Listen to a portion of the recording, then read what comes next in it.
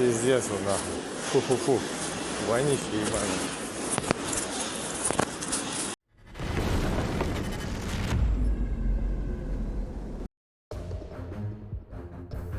North Korean dictator Kim Jong-un, after testing locally developed attack drones, ordered their mass production. The state news agency KCNA reported on this. It is alleged that during the tests that took place the day before, the different types of kamikaze drones flew different routes and accurately hit targets. In the Democratic People's Republic of Korea, these UAVs are designed to engage enemy land and sea targets with high precision.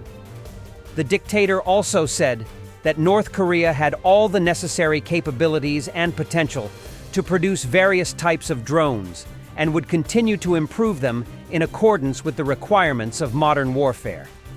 The published photos from the test show drones of various types and sizes. Although the photos are blurry, their silhouettes suggest that some drones are similar in design to the Israeli Hero kamikaze drone or the Russian Lancet drone.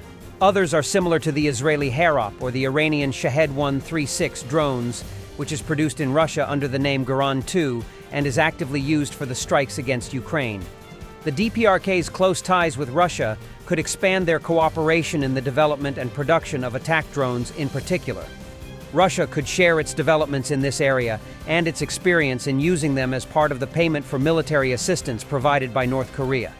The DPRK first showed the footage of testing its own attack drones of a similar constitution in August 2024. The tactical and technical characteristics of these drones are currently unknown.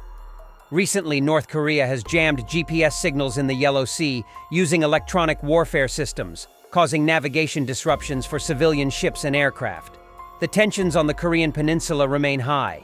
In addition to the traditional demonstration missile tests and military exercises by both the Democratic People's Republic of Korea and South Korea, this year the Democratic People's Republic of Korea resorted to attacking its southern neighbor with garbage balloons. 100 bodies of Russian soldiers in this warehouse where the smell is just unbearable. Now we know why they need the North Koreans.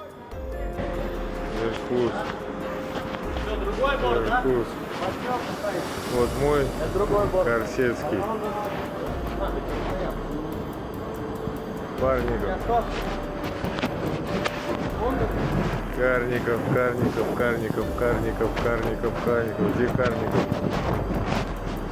Ты найдешь этих Карников.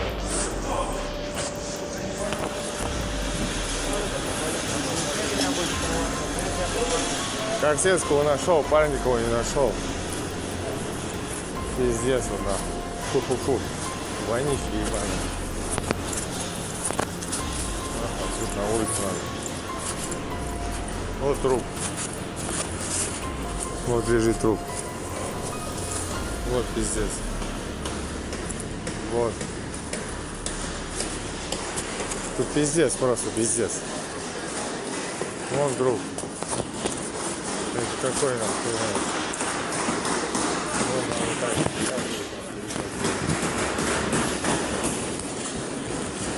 Нога, блядь.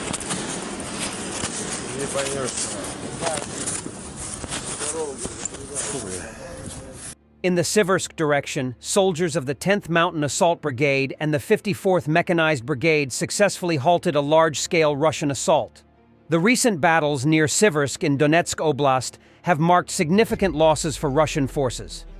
Between November 7th and 13th, Russia launched multiple assaults, including a large-scale mechanized push southeast of Siversk. This battalion-sized operation involved over 120 troops, 7 tanks, and 13 infantry fighting vehicles. However, it ended in severe setbacks due to Ukraine's robust defense tactics. Ukrainian forces, equipped with anti-tank guided missiles and FPV drones, managed to repel this offensive effectively. They destroyed 6 Russian tanks and 9 BMPs, leading to at least 19 Russian soldiers killed and 23 wounded. The aftermath saw disorganized troops scattered across open terrain and entrenched positions, unable to advance further. Additionally, Ukraine's preparations along narrow approach routes amplified their defensive strength.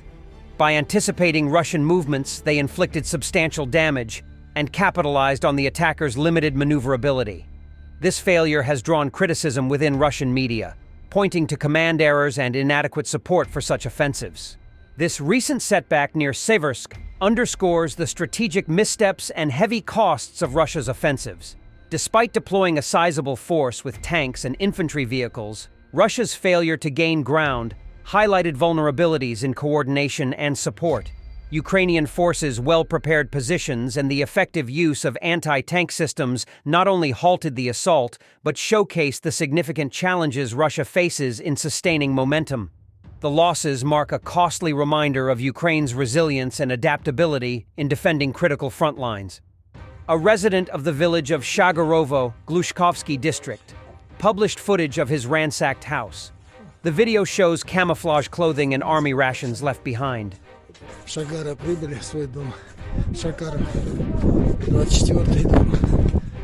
Вот, пожалуйста, такая картина. Вот заходим и смотрим, что здесь творится. Все. Ну, примерно вот такая картиночка. Так. Вот. Видео. Лоб пробитый. Идем дальше. Вот так вот. Установочка вот такая. Это утенки в комнате. Вон, от тумбочки одна дверка осталась. Ну и вот так примерно. Такой расклад. О, здесь сзади окна подзабил трохи. Что видно, то видно. О, вот такой бардачок. Бардачок он. Стена отошла. Все раскидано, все разбросано. Вот так. А вот это примерно что осталось. Хер его знает. Так. Вот так примерно. Установка. Вот на кухне. Все вот такой вот. Свинарник. Все, что можно. Все. Ну, примерно такая. Ну, там уже не видно. Ну, разбирается, собирает потихоньку. Вытаскивается. Все.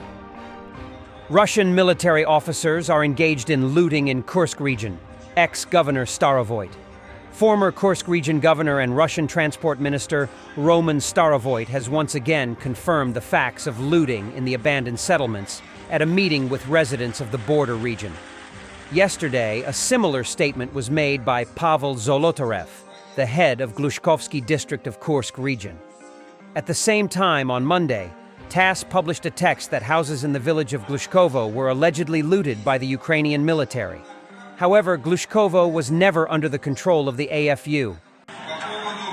По поводу мародерства тоже вчера обсуждалось на федеральном совещании с силовыми ведомствами, потому что, к сожалению, есть факты мародерства как среди гражданских лиц, так и военных.